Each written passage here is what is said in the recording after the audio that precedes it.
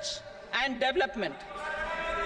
We will operationalize the Anusandhan National Research Fund for basic research and prototype development.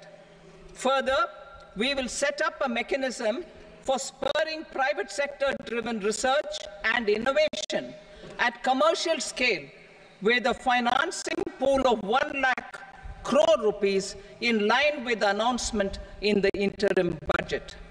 Space economy.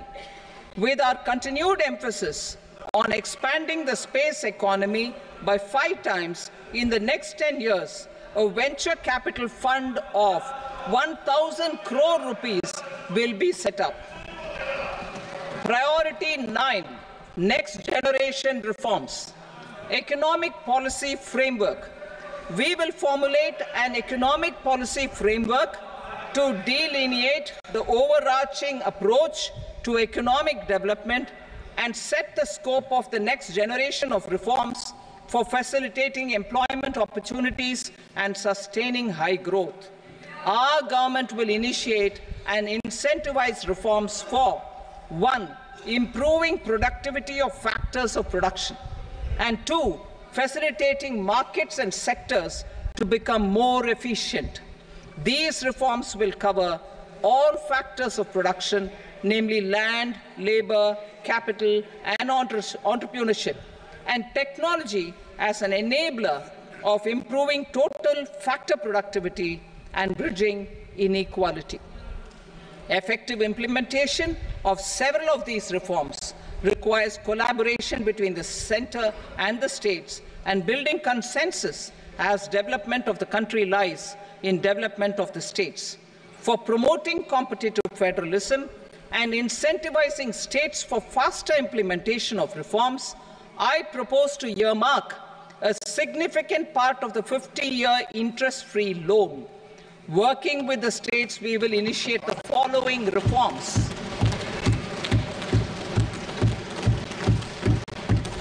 Land-related reforms and actions, both in the rural and urban areas, will cover land administration, will cover 1. Land administration, planning and management, and 2.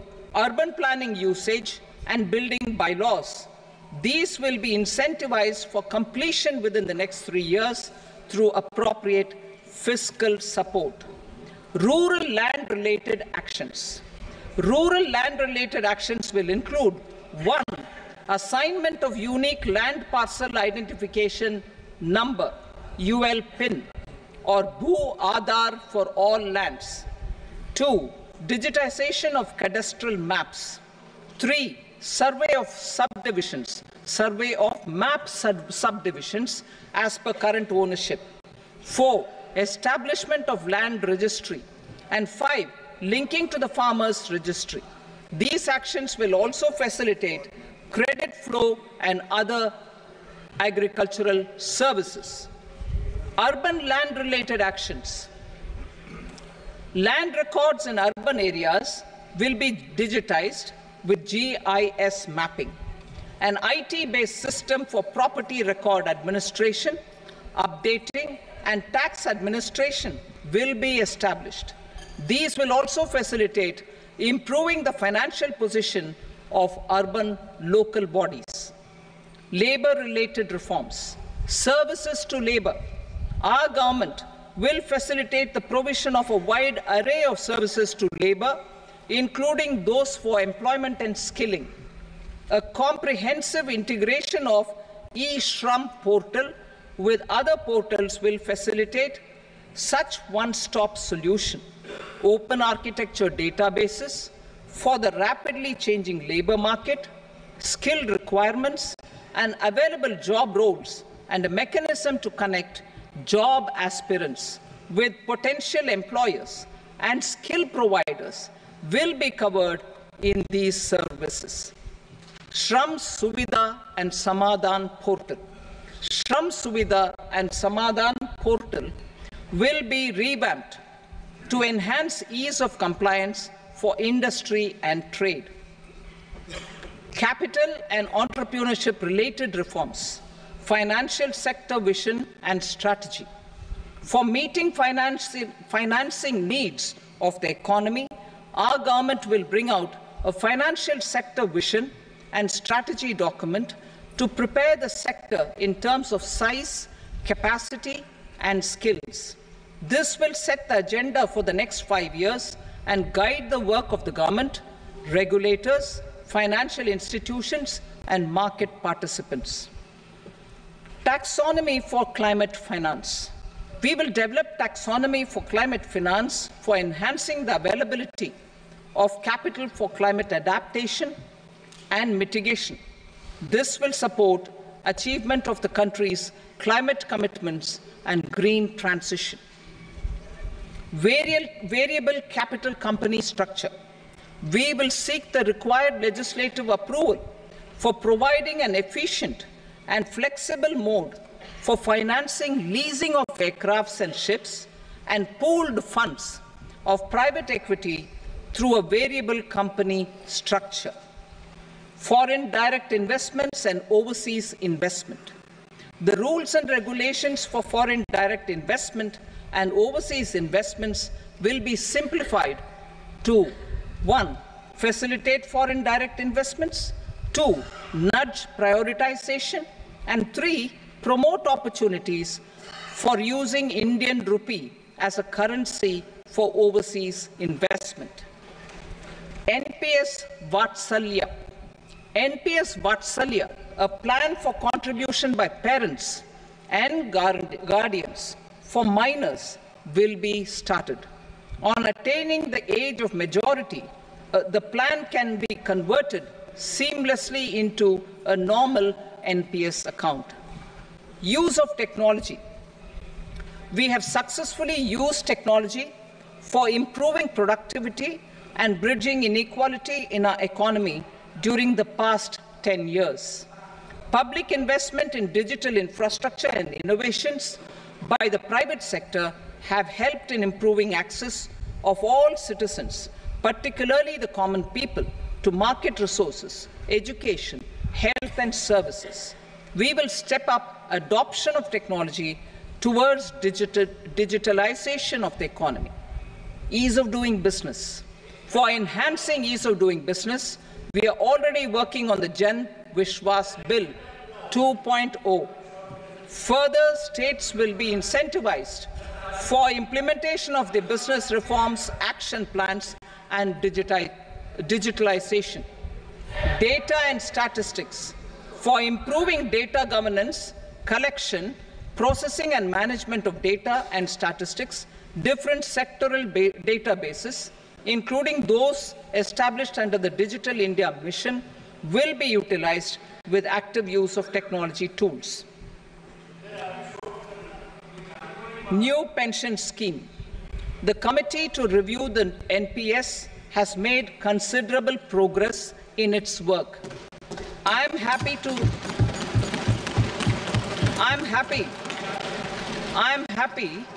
that the staff side of the National Council of the Joint Consultative Machinery for Central Government Employees has taken a constructive approach. A solution will be evolved which addresses the relevant issues while maintaining fiscal prudence to protect the common citizens. Budget estimates for 24-25. For the year 24-25, total receipts other than borrowings and the total expenditure are estimated at 32.07 lakh crore rupees and 48.21 lakh crore rupees respectively. The net tax receipts are estimated at 25.83 lakh crore rupees. The fiscal deficit is estimated at 4.9% of the GDP. The gross and the net market borrowings through dated securities during 24-25 are estimated at 14.01 lakh crore rupees and 11.63 lakh crore rupees respectively. Both will be less than that in 23-24. The fiscal consolidation path announced by me in 2021 has served our economy very well. and we aim to reach the deficit below 4.5% next year. The government is committed to staying the course.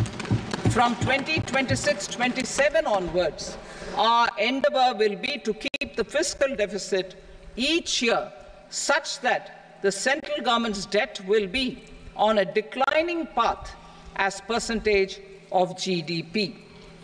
I will now move to Part B.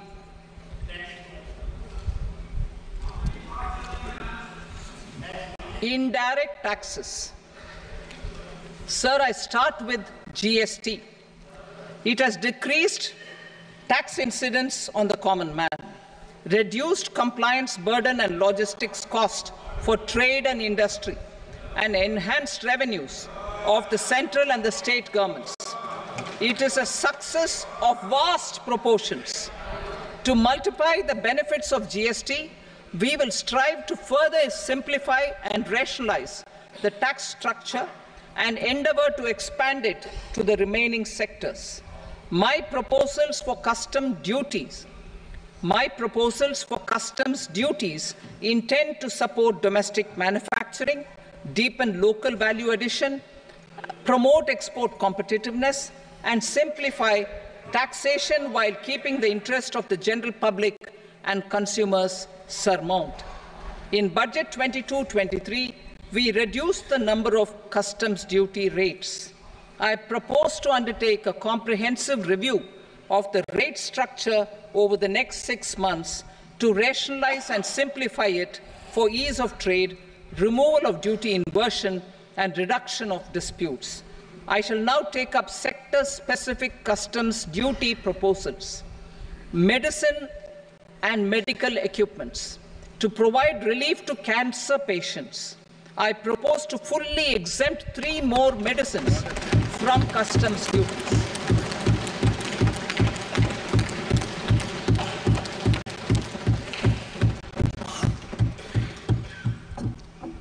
I also propose changes in the BCD on X-ray tubes and flat panel detectors for use in medical X-ray machines under the phased manufacturing program so as to synchronize them with the domestic capacity addition.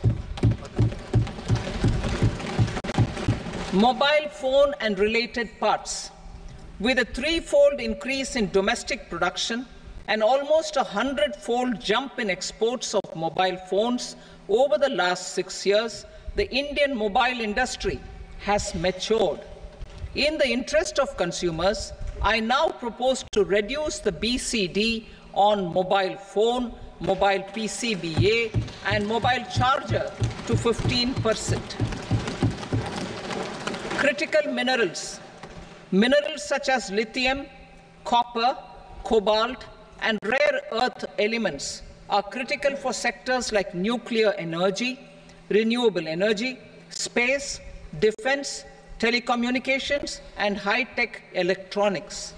I propose to fully exempt customs duties on 25 critical minerals and reduce BCD on 2 of them. This will provide a major fillip to the processing and refining of such minerals and help secure their availability for these strategic and important sectors. Solar energy. Energy transition is critical in the fight against climate change. To support energy transition, I propose to expand the list of exempted capital goods for use in the manufacture of solar cells and panels in the country. Further, in view of sufficient domestic manufacturing capacity of solar gas, glass, and tinned copper interconnect, I propose not to extend the exemption of customs duties provided to them. Marine products. India's seafood exports in the last financial year touched an all-time high of more than 60,000 crores of rupees.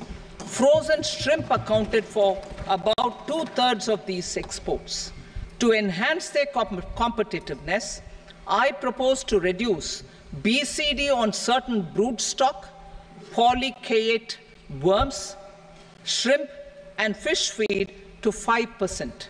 I also propose to exempt customs duty on various inputs for manufacture of shrimp and fish feed. Leather and textile. Similarly, to enhance the competitiveness of exports in the leather and textile sectors, I propose to reduce BCD on real down-filling material from duck or goose. I am also making additions to the list of exempted goods for manufacture of leather and textile garments, footwear, and other leather articles for export. To rectify inversion in duty, I propose to reduce BCD subject to conditions on methylene diphenyl diisocyanate (MDI) for manufacture of spandex yarn from 7.5 to 5%. Furthermore, the export duty structure on raw hides, skin, and leather is proposed to be simplified and rationalized. Precious metals. To enhance domestic value addition in gold and precious metal jewelry in the country, I propose to reduce customs duties on gold and silver to 6% and that of platinum to 6.4%. Other metals. Steel and copper are important raw materials. To reduce their cost of production, I propose to remove the BCD on ferronickel and blister copper. I am also continuing with nil BCD on ferrous scrap and nickel cathode and concessional BCD of 2.5% on copper scrap. Electronics.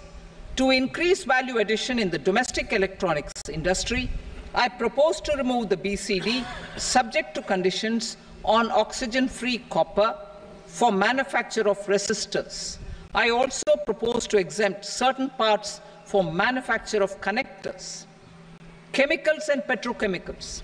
To support existing and new capacities in the pipeline, I propose to increase the BCD on ammonium nitrate from 7.5% to 10%.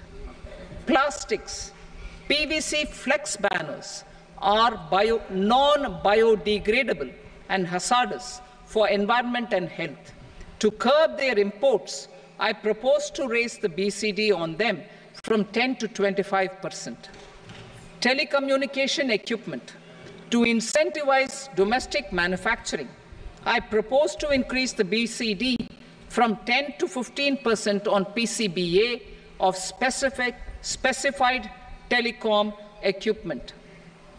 Trade facilitation. To promote domestic aviation and boat and ship MRO, I propose to extend the period for export of goods imported for repairs from 6 months to 1 year.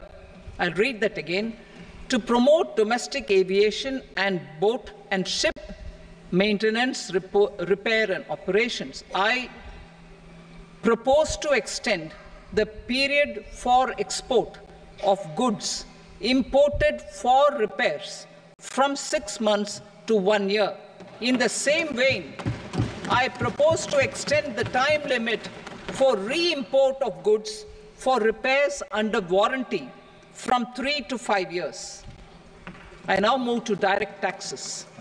We will continue our efforts to simplify taxes, improve taxpayer services, provide tax certainty, and reduce litigation while enhancing revenues for funding the development and welfare schemes of the government. It has been our endeavor to simplify taxation. We have taken a number of measures in the last few years, including introduction of simplified tax regimes without exemptions and deductions for corporate tax and for personal income tax. This has been appreciated by taxpayers. 58% of corporate tax came from the simplified tax regime in the financial year 22-23. Similarly, as per data available till now, for the last fiscal, more than 2/3 have availed the new personal income tax regime. Comprehensive review of the Income Tax Act. I am now announcing a comprehensive review of the Income Tax Act 1961. The purpose is to make the Act concise, lucid, easy to read and understand. This will reduce disputes and litigation, thereby providing tax certainty to the taxpayers. I will also bring down the demand embroiled in litigation. It is proposed to be completed in 6 months. A beginning is being made in the Finance Bill by simplifying the tax regime for charities, TDS rate structures, provisions of reassessment and search provisions, and capital gains taxation. Simplification for charities and TDS. The two tax exemption regimes for charities are proposed to be merged into one. The 5% TDS rate on many payments is being merged into the 2% TDS rate, and the 20% TDS rate on repurchase of units by mutual funds or UTI is being withdrawn. TDS rate on e-commerce operators is proposed to be reduced from 1 to 0.1%. Moreover, credit of TCS is proposed to be given in the TDS to be deducted on salary. Further, I propose to decriminalize delay for payment of TDS up to the due date of filing statement for the same. I also plan to provide a standard operating procedure for TDS defaults and simplify and rationalize the compounding guidelines for such defaults. Simplification of reassessment. I propose to thoroughly simplify the provisions for reopening and reassessment.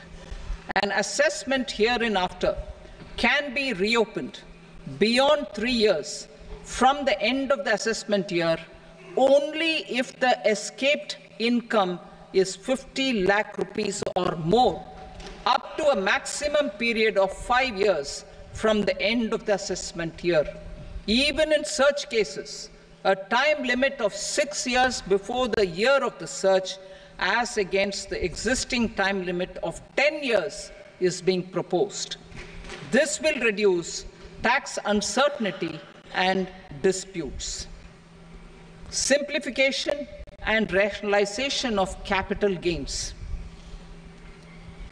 Capital gains taxation is also proposed to be hugely simplified.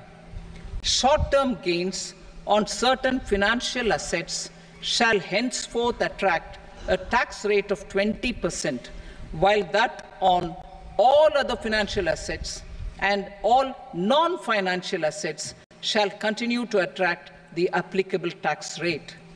Long-term gains on all financial and non-financial assets, on the other hand, will attract a tax rate of 12.5%. For the benefit of the lower and the middle income classes, I propose to increase the limit of exemption of capital gains on certain financial assets to 1.25 lakh rupees per year. Listed financial assets held for more than a year will be classified as long-term, while unlisted financial assets and all non-financial assets will have to be held for at least 2 years to be classified as long-term. Unlisted bonds and debentures, debt mutual funds, and market-linked debentures, irrespective of holding period, however, will attract tax on capital gains at applicable rates. Taxpayer services. All the major taxpayer services under GST and most services under customs and income tax have been digitalized. All remaining services of customs and income tax, including rectification and order giving effect to appellate orders, shall be digitalized and made paperless over the next 2 years. Litigation and appeals. While our concerted efforts to reduce pendency of appeals at various appellate fora are beginning to show good results, it will continue to engage our highest attention. To dispose of the backlog of first appeals, I plan to deploy more officers to hear and decide such appeals, especially those with large tax effect. For resolution of certain income tax disputes pending in appeal, I am also proposing Vivad Se Vishwas Scheme 2024. Further, I propose to increase monetary limits for filing appeals related to direct taxes, excise, and service tax in the tax tribunals, high courts, and Supreme Court to 60 lakh rupees, 2 crore rupees, and 5 crore respectively, with a view to reduce litigation and provide certainty in international taxation. We will expand the scope of safe harbor rules and make them more attractive. We will also streamline the transfer pricing assessment procedure. Employment and investment. I have a few proposals to promote investment and foster employment. First of all, to bolster the Indian startup ecosystem, boost the entrepreneurial spirit, and to support innovation, I propose to abolish the so-called angel tax for all classes of investors. Second, there is tremendous potential for cruise tourism in India. To give a fillip to this employment-generating industry, I am proposing a simpler tax regime for foreign shipping companies operating domestic cruises in the country. Third, India is a world leader in the diamond cutting and polishing industry, which employs a large number of skilled workers. To further promote the development of this sector, we would provide for safe harbor rates for foreign mining companies selling raw diamonds in the country. Fourth, to attract foreign capital for our development needs, I propose to reduce the corporate tax rate on foreign companies from 40 to 35%. Deepening the tax base. I have a couple of proposals for deepening the tax base. First, security transaction tax on futures and options of securities is proposed to be increased to 0.02% and 0.1% respectively. Second, for reasons of equity, I propose to tax income received on buyback of shares in the hands of recipients. Other proposals. To improve social security benefits, deduction of expenditure by employers towards NPS is proposed to be increased from 10 to 14% of the employee's salary. Similarly, deduction of this expenditure up to 14% of salary from the income of employees in private sector, public sector banks, and undertakings opting for the new tax regime is proposed to be provided. Indian professionals working in multinationals get ESOPs and invest in social security schemes and other movable assets abroad. Non-reporting of such small foreign assets has penal consequences under the Black Money Act.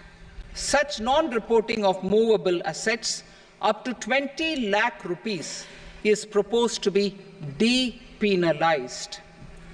Other major proposals in the finance bill relate to withdrawal of equalization levy of 2%, expansion of tax benefits to certain funds and entities in IFSCs, and immunity from penalty and prosecution to Benamidar on full and true disclosure so as to improve conviction under the Benami Transaction Prohibition Act 1988.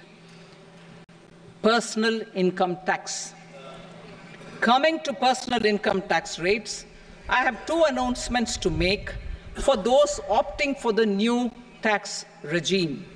First, the standard deduction for salaried employees is proposed to be increased from 50,000 to 75,000 rupees.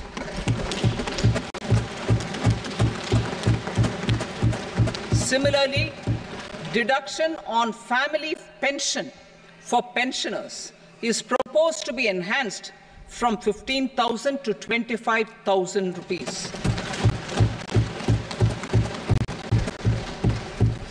This will provide relief to about 4 crore salaried individuals and pensioners.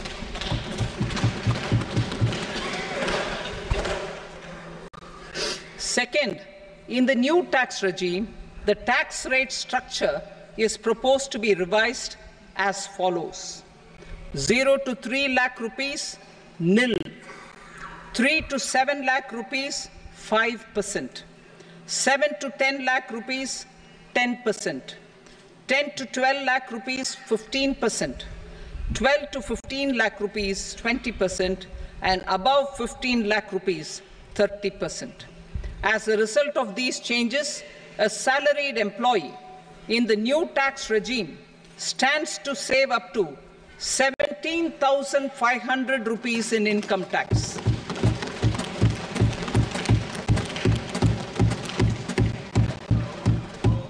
Apart from these, I am also making some other changes as given in the annexure. As a result of these proposals, revenue of about 37,000 crore, that is 29,000 crore in direct taxes and 8,000 crore in indirect taxes, will be foregone, while revenue of about 30,000 crore rupees will be additionally mobilized. Thus, the total revenue foregone is about 7,000 crores annually. Mr. Speaker, sir, with this, I commend the budget to this august House. Jai Hind.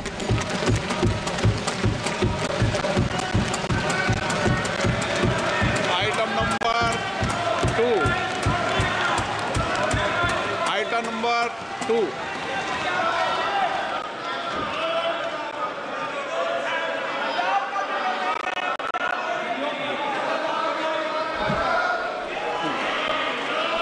Sir, with your permission, I rise to lay on the table the following statements under Section 3 of the Fiscal Responsibility and Budget Management, FRBM Act 2003, Medium-Term Fiscal Policy cum Fiscal Policy Strategy Statement and Macroeconomic Framework Statement. Item number 3. Sir, with your permission, I rise to move for leave to introduce the Finance Number 2 Bill 2024. प्रश्न ये कि विधेयक को पुनर्स्थापित करने की अनुमति प्रदान की जाए। जो सदस्य इसके पक्ष में हाँ कहें, जो सदस्य विरोध में ना कहें।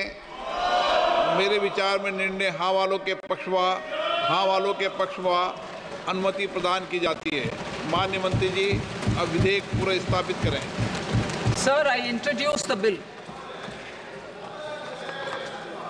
Item number 4. The Union Territory of Jammu and Kashmir budget. Sir, I rise to present a statement, Hindi and English versions, of the estimated receipts and expenditure of the Union Territory of Jammu and Kashmir for the year 24-25.